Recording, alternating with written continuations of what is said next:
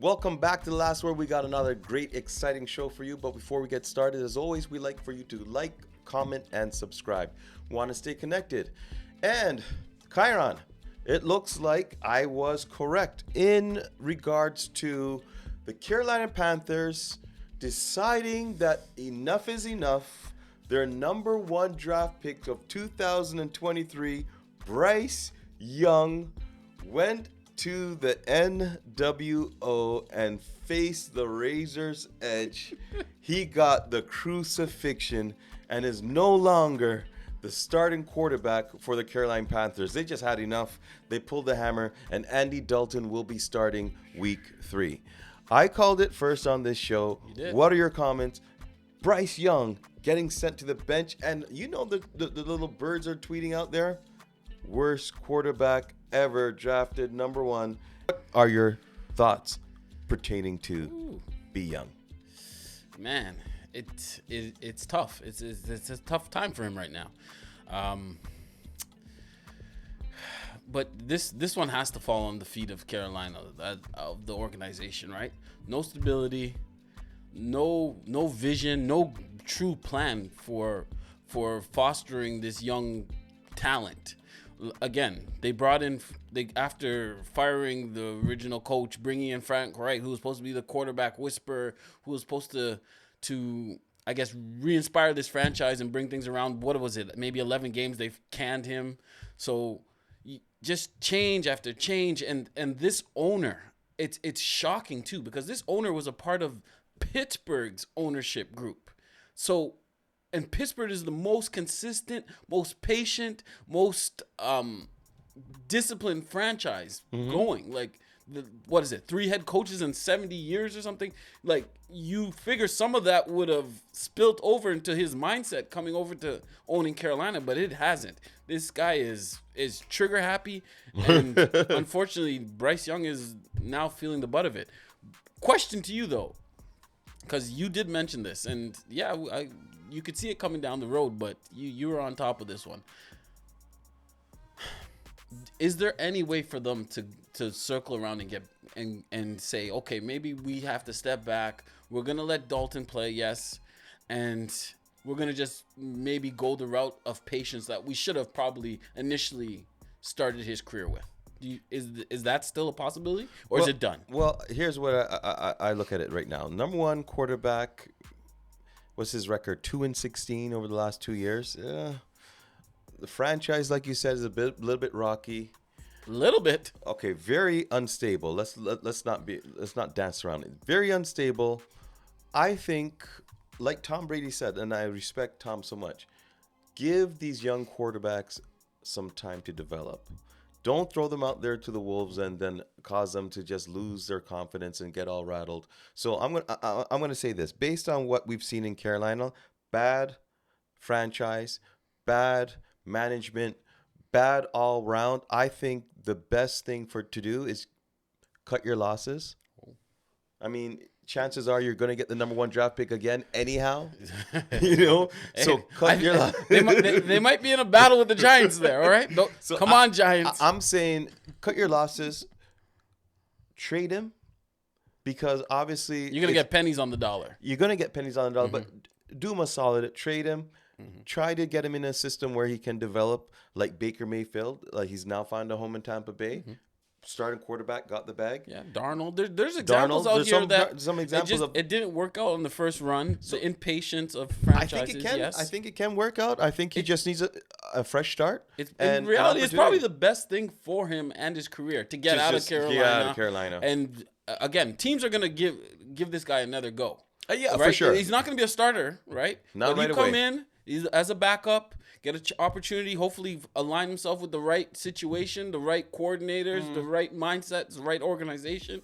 And we know in football, people get hurt. Opportunities are knocking every year. He's definitely going to his opportunity. Every year. But look at Fields in Pittsburgh. There's opportunities waiting. I just think that he needs to stand behind a veteran quarterback. I don't think they should even start him this year. But I think he needs 1 or 2 years behind a veteran quarterback. Maybe get that opportunity. Like, you never know.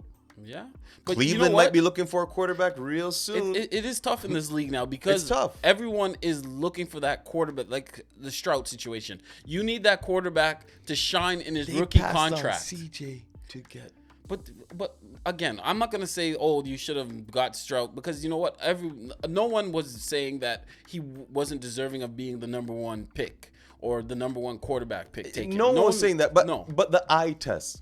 If you were given that opportunity, would you have taken? The eye test is again, in this league of grown man and have to. physicality. That takes but sometimes. there is guys out there who are not typical size and stature.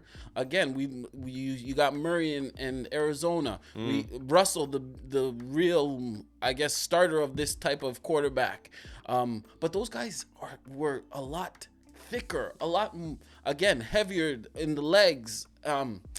Stumpy, those guys, they had the actual physical, again, not the height necessarily, but the density to be in the NFL. But he's slight and short. And again, unfortunately, and he looks like a baby. He went to a team with no talent. Oh boy, no receivers, questionable line, running back situation shaky. You know what, Carolina Panthers, we're not even gonna waste any more time on you. Do Bryce Young a solid. Get him out there, cut your losses. You might get the number one draft pick next year. And guess what? These second thought quarterbacks that are out there, you never know. You might just cash in on them. Sam Darnold, he was out there. Russell Wilson might be looking for a home soon. You never know. There might be even. Aren't we back in this situation in a year from now with Carolina if they don't approach this correctly? I'm assuming by the start of next year, because they're gonna have the number one pick or in that fight for a number one pick. It's an opportunity for a fresh start. They've been talking about. But again, if you don't build a roster around this number one before quarterback, the roster, they're gonna do it again. Management, get a clean house, get a new management structure in place, and start there. Then build around the team, because obviously they don't know what they're doing. They're not calling the right calls. They're not making the right plays. So Carolina, obviously, it's going to be a losing battle for you. By heading into the entertainment business, just released, Sean Diddy Combs is now a criminal defendant in a sex trafficking, racketeering, and kidnapping case after a grand jury indicted him. What does this mean for Diddy? And, this is just shocking. It was long coming, but Diddy finally got caught. To broaden our knowledge in this segment, we want to bring in a word with Bird. Bird, welcome to the show. And we want to ask you, please give us an update on your view as to what is going on with Sean Puffy Combs. First off, thanks for having me, guys. It's not looking good. It's really not looking good for Diddy or Puff Daddy or Dr. Brother Love, whatever you want to call him. It's really bad. You're gonna have to call him inmate number 9999 from now on, or something like that. Because from what I'm coming to understand, I spoke with a couple of my sources, and the charges are horrific. There's drug trafficking. There's assault with a weapon, forcible confinement, racketeer. It goes on and on and on.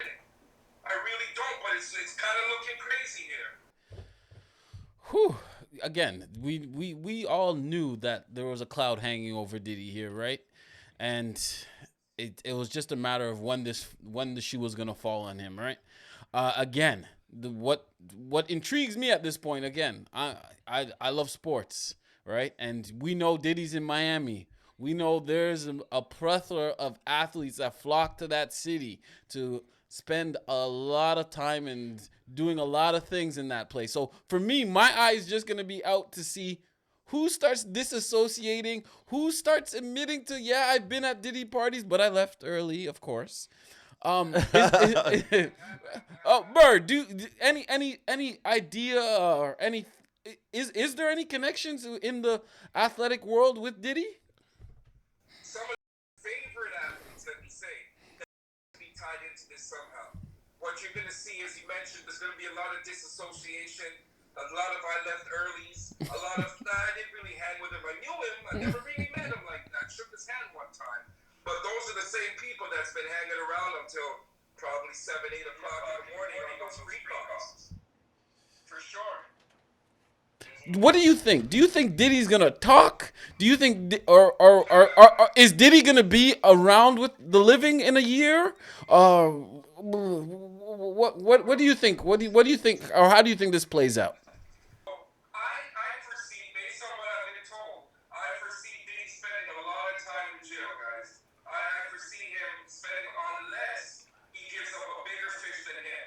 Now, right now, Diddy's the big fish, so anybody that they got cooperating is just little guys that's trying to knock Diddy up a little bit more time.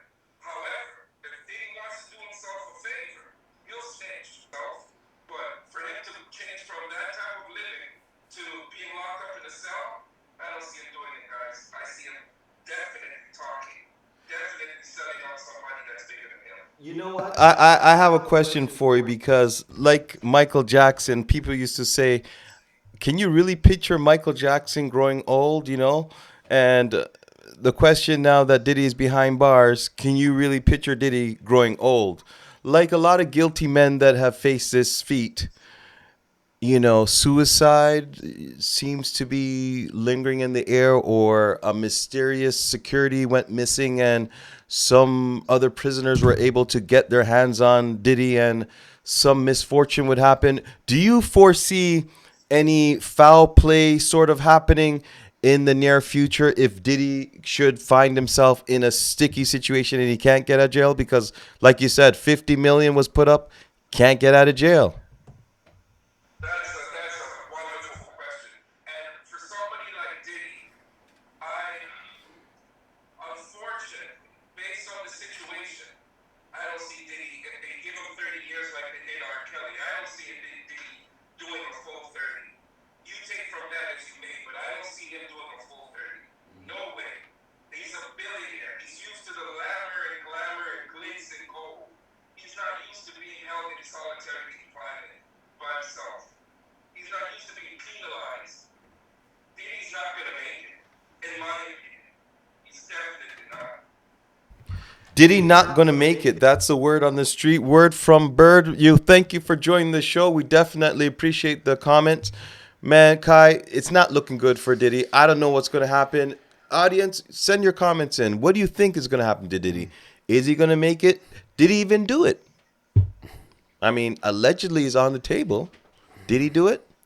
I think we might be past the part of if he did anything, allegedly, of course. But again, we got video of him. If he's crazy enough to be in major hotels beating on a girl, where you know cameras are everywhere, you're not mindful of that at all. I don't know how he was being. He was bigger than life. Guys like that, you understand that you get what you want. Anything is obtainable, and you don't. And the law is for other people.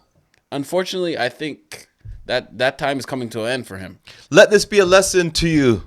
No one is above the law. Eventually, you will get caught.